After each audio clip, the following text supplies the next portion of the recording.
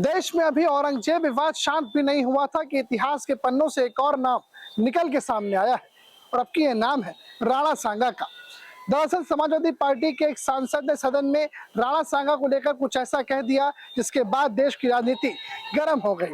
जगह जगह पे लोगों की प्रतिक्रिया आना शुरू हो गई, समाज की भावनाएं आहत हो गई और राज्यों के बाद एक राज्य से दूसरे राज्य में विरोध प्रदर्शन शुरू हो गए। आपको इस पूरी कहानी की इनसाइड स्टोरी बताएंगे कि आखिर ये विवाद क्या है, पर इसी के साथ साथ राणा सांगा की भी कहानी सुनाएंगे, उस राणा सांगा की जिसकी तलवार से मुगल सल्तनत कांपती थी। आपको बता दें कि समाजवादी पार्टी के सांसद रामजी लाल सुमन के राणा सांगा पर दिए गए विवादित बयान से पूरे देश में बवाल मचा हुआ है। सांसद सुमन ने राणा सांगा को लेकर बयान में कहा कि बाबर को इब्राहिम लोधी को हराने के लिए राणा सांगा लाया था। मुसलमान तो बाबर की औलाद है, तो तुम गद्दार राणा सांगा की औलाद हो। हम बाबर की तो आलोचना करते हैं लेकिन राणा सांगा की नहीं करते हैं। बता दें कि देश में पहले से औरंगजेब की कब्र को लेकर विवाद छिड़ा हुआ है। इसके बाद राणा सांगा पर विवादित बयान के बाद ये बहस और तेज हो गई है। राजस्थान के गौरवशाली इतिहास में राणा सांगा का नाम स्वर्ण अक्षरों में अंकित है। उनके युद्ध में 80 घाव लगने की गौरव गाथा प्रदेश में बड़े सम्मान के साथ गाई जाती है। राणा सांगा का पूरा नाम महाराणा संग्राम सिंह है। 1527 में भरतपुर के रूपवास तहसील के खानवा में बाबर और राणा सांगा के बीच जोरदार युद्ध हुआ। इतिहासकारों के अनुसार इस युद्ध में राणा सांगा को 80 घाव आए थे, लेकिन इसके बाद भी राणा सांगा ने युद्ध नहीं रोका।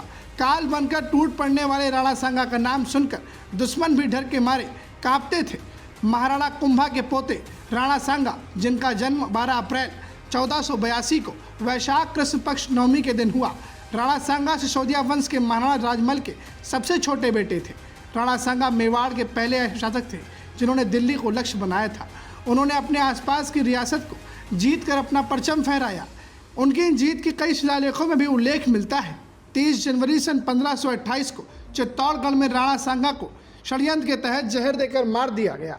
मेवाड़ के पराक्रमी शासक राणा सांगा अपनी शूरवीरता के लिए काफ़ी प्रसिद्ध थे, लेकिन उनका एक खास गुण उनकी उदारता भी थी, जिसमें इतिहासकार कई प्रमाण देते हैं। इतिहासकारों का कहना है कि जब राणा सांगा और महमूद खिलजी के बीच युद्ध हुआ तो राणा सांगा ने महमूद खिलजी को हराने के बाद भी अपनी उदारता का परिचय दिया और मालवा का आधा राज्य देकर विदा कर दिया। इसका उल्लेख डॉक्टर गौरीशंकर ओछला की वीर शिरोमणि महाराणा सांगा की एक पुस्तक में लिखा गया है। इसी तरह राणा सांगा ने मांडू के सुल्तान को भी 3 महीने तक कैद करने के बाद रिहा कर दिया।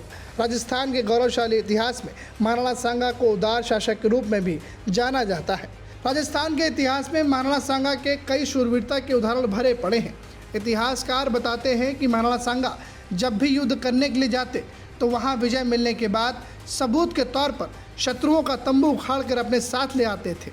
इतिहासकार बताते हैं कि 1527 में राणा सांगा ने बयाना की लड़ाई में कमल खान लोधी के सैन्य शिविर पर आक्रमण किया और लोधी के तंबू को उखाड़कर अपने साथ ले आए।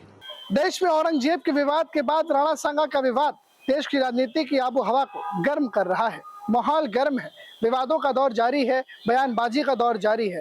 पहले औरंगजेब विवाद और उसके बाद अब राणा सांगा को लेकर के तमाम राजनीतिक दल अपनी प्रतिक्रिया दे रहे हैं। इस बीच तमाम छात्र संगठन भी प्रदर्शन करते नजर आ रहे हैं। अगर आपको हमारी ये कहानी अच्छी लगी है तो चैनल को सब्सक्राइब जरूर कीजिएगा। नमस्कार।